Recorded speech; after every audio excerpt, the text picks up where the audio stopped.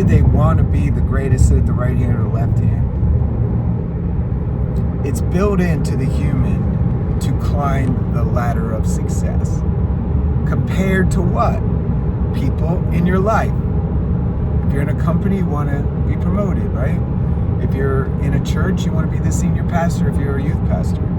It's all about moving up, being in charge of more things. But here's where all that breaks down. Have more kids. Like, if you have more kids, you have more responsibility. And if you really understand what it means to be a pastor and a leader, the more people in your congregation you have, the more you're responsible for before the throne, when you have to give an account of everything you've done in the body, every word you've said. All of us have to give an account of every word we've said, every action we've undertaken toward an individual. It could be a rival, could be somebody in your church that always asks hard questions, and you spurn them or you want them to leave. You're being judged for all these things. And until you learn what Jesus is going to teach here about who's the greatest, Jesus was the King of all kings, outside of time, ruler, the one who made everything by the words of his mouth, super massively beyond our understanding, eternal God in flesh. And what did he do? He became a servant. We in America do not extol, put up high, the role of the janitor, the door opener, the person that nobody notices, the person that prays in their closet for hours, the old ladies, or whoever has that call to be that kind of person that's not in the spotlight. The spotlight is a trick. The spotlight is a game. Satan will put you in the spotlight to break you down and to get you to lose your soul. And God will test you in the spotlight. How will you handle it? Will you fight to stay when it's time to go?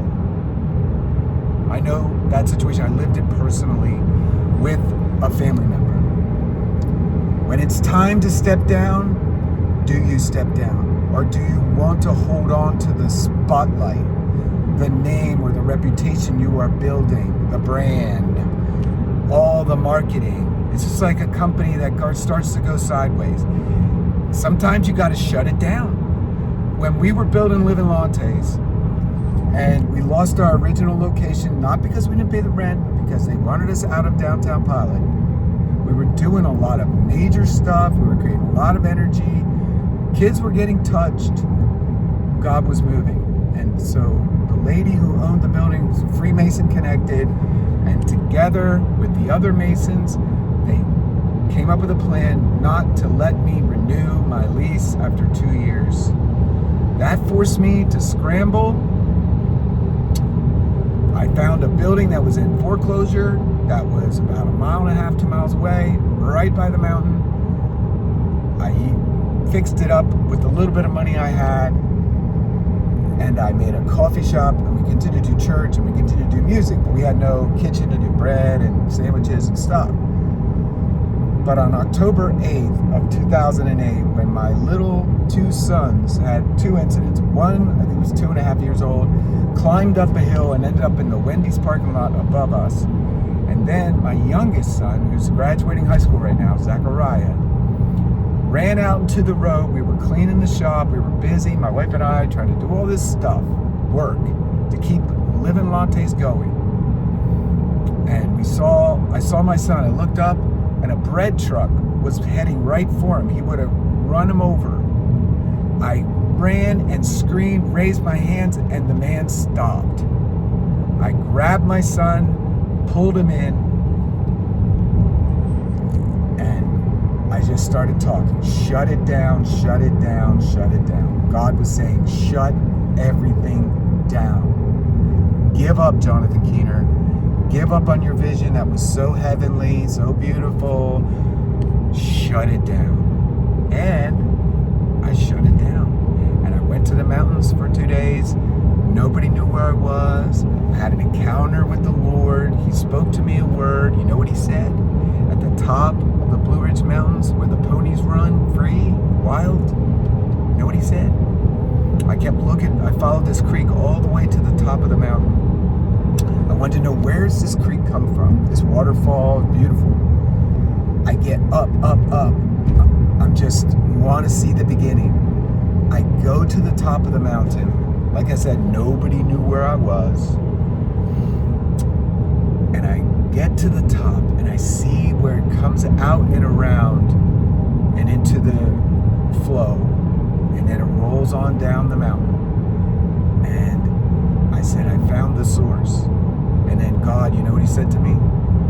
I am your source.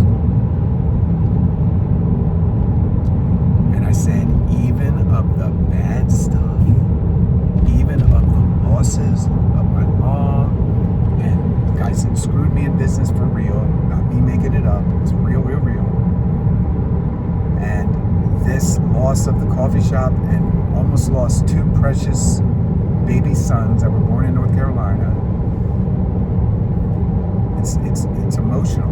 Everything's emotional, guys. When it comes to salvation, it's an emotional decision. That man who had his boy delivered from those demons was weeping when he cried out for help.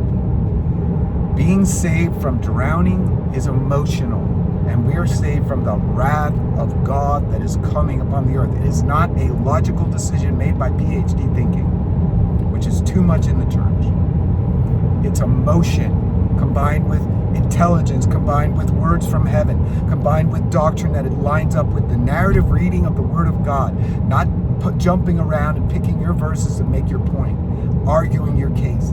Garbage. You read the Word, you pray, you read, and then you just let the Word speak. And it will show you what I'm saying, because that's what I did. That's what I did. I had to go through the fire. I had to go through the setbacks. I had to go through losing it all 3 times. Guys, I've been through the fire. Right now, I'm making a beautiful campsite, and I'm taking all these dead trees, cutting them down and putting them in the fire. Some trees are not dead, but I'm making a place for people to come and dwell with God in the woods, around the vegetation of heaven and earth. Right? So we're going to enter this section here where the disciples are going to argue over who's the greatest, because 3 of them just saw Jesus' majesty on the Mount of Transfiguration. So they kind of know they're at the higher level, because they went, and the other disciples saw those 3 go with Jesus and come back. They probably saw their big smiles on their faces, talking about, like, they're not allowed to talk about it. So Jesus is now going to teach on ranking things and authority, and who's the leader, and who's the top. What's that person look like? How's that person act? It's important, because in America, like, success is based on title, money in the bank, how big your house is, what kind of car you drive. That's how we measure success. Oh, that person's successful. Look at how many views they have on YouTube. Look at what they're doing. All the marketing, all the branding, right? That's how we measure success. Look at the size of his church. Look at the parking lots full of cars. That's how we determine if God is blessing that person or that group.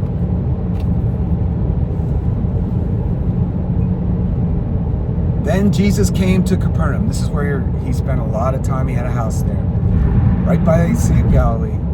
Then he came to Capernaum, and when he was in the house, so this is a house they went to a lot. It may be where Jesus was actually living, where he had home base. So he goes to his home base house, and Jesus asked them, they're inside, they're separated from the public, what was it you guys were arguing about on the road? So there was a big argument. Jesus was separate. He knew. Jesus knows. That's why he's bringing it up. He knows what they were arguing about on the road.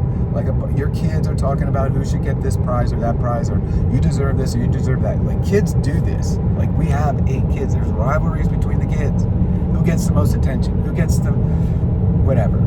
Right? But they all kept silent. For on the road they had disputed among themselves who was going to be the greatest.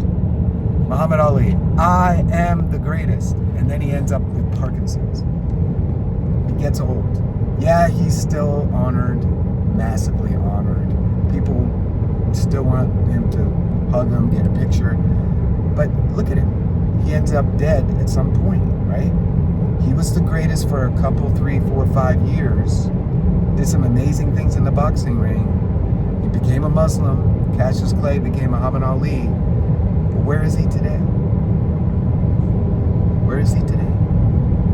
There's women that are poor, that live in a little house or a trailer, that pray all day long, that are going to be seated right close to Christ, that nobody knows about. The Scottish revival, these 2 old ladies that could barely move started praying for revival, and then God raises up this young man to preach, and the whole region, and then those people came to America. Donald Trump's connected to that revival, Haberdy's revival. That Bible he held up when he was at St. John's Cathedral Church was the Bible of the uncle that came from that revival. But it started with 2 old ladies praying. Who is the greatest? Billy Graham, Jerry Falwell, right? All these people that started things named like after them. Are they the greatest? Peter, right?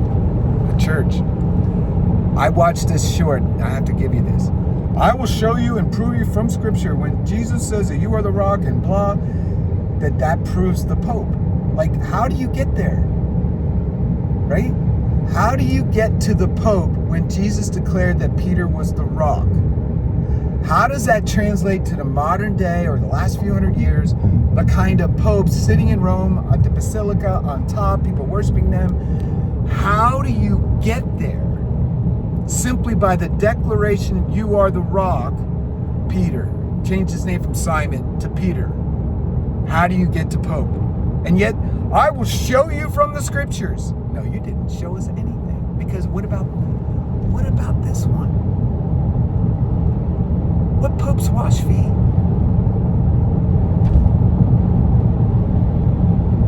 And they disputed among themselves who would be the greatest. And then Jesus sat down, called the 12, including Judas, and said to them, if any one of you desires to be first, he shall be last of all and servant of all. On my website, I think I have it still there, but I did this video by John's Pond up in Cape Cod, 2022, when I was visiting my son and being with some other folks. I did this early morning video. First will be last will be first. It was anointed by God, and it was blessed. I think it might be the first video on my website, on my homepage. I know you guys don't see my videos there, but they are anointed videos from points along the way to get to where I'm at today, which is to build a beautiful retreat, refuge place, city of refuge, all that, dairy farm, all that. But who's going to be the greatest is the one who's going to be first. That's the question Jesus is saying. That you need to be servant of all. The one who cleans the toilets. The one who scrapes up all the stuff in the woods and creates a path for people. Burns all the dead stuff. Cuts it down. Gets his hands all beat up. Prays when nobody knows you're praying. Seek the face of God. Rejected by humans. Rejected by church people. Rejected by even your family. Not understood by your wife or husband. But doing it anyway. Doing the dirty work, which is proclamating and professing and projecting out faith in your living self, in your soul, in your body, standing firm when all the odds are against you. That's the kind of person Jesus is trying to say will be the first. They don't want, like when you are in line for really good food and people rush to be first, and then there's the guy that waits. He wants to see everybody else get their share, and then he gets whatever's left over. That's the kind of mindset the Lord is trying to get them to see and understand. Then he took a little child and set that child, where he got this child from, they're in a house, somebody had a baby or a child, a toddler, whatever, and he grabs this little child and he set this child right in the middle of the 12. And when he had taken him in his arms, he said to them. So Jesus takes this baby, toddler, beautiful little thing, innocent, and he pulls him in to himself. He doesn't leave him there in the middle. He brings that child who what? Let Jesus hold him. Let Jesus hug him and sit on his lap. He was excited to just be close to Jesus. That's all that this child cared about. He wasn't thinking about being the greatest, was he? He just wanted to be held by this beautiful human being who happens to be God, Jesus. Whoever receives one of these little children in my name receives me. So when you take in a person that's homeless, or take in somebody that's going through a really hard time, and you minister to them, or you take in a child that doesn't have a mom or dad, he's saying, that's me. I tend to the childless. I tend to the widow. I tend to the orphan. That God, I've seen it play out. Kids that don't have parents, they end up doing great things because God becomes their father. He makes them have open doors and success, and they're great athletes, or they're super smart, or they're great with business. And they, generically, this isn't about salvation. This is just about human beings that are successful. A lot of them didn't have a father, and God becomes their father. If you receive them, these ones that are weak and lonely or isolated or needy, you receive me. Not the title, not chasing after glory or the spotlight, but if you care about the ones put out, the ones where have nowhere to go, nowhere to sleep, that effort, that reach, that desire to house the homeless, give them shelter, you are receiving me. That's what we're building at Tree of Life Farms. Who knows, we'll charge and all that kind of stuff, but we'll have to give it to people too. There'll be people that we just say, hey, you can stay here for a week for free. We did that when we had the coffee shop. We had an apartment, and there was times when we just said, hey, you can stay up there. We'll feed you, you can stay. And we did that. That's what God wants us to do. With his land, with his dirt, with his provisions. God blesses us with the ability to build a beautiful thing so that we can give it out to needy or people that are in a situation where they need to get away and they need to cleanse their mind and their heart and get right with God. And when we do that, we're doing it to Jesus, to human beings in need, to kids in need. When you serve the public, when you serve the needy, you are serving Jesus. So he says, whoever receives this child receives me, receives not me, but him who sent me. So the Father is everything to a Jewish person. Jesus teaches them how to pray. Our Father who art in heaven. Jesus is representing the Father in his life, in his miracles, in his attitude toward the lost, toward the demoniac with the 2,000 demons, who was a Gentile. He cares about everything that the Father cares about. And he's revealing his love for women, the Samaritan woman at the well, for this poor boy who's convulsed with this horrible spirit. He's showing the love of God, the Father. And he's saying, if you want to be the greatest, care about the needy children or the needy people, hungry people.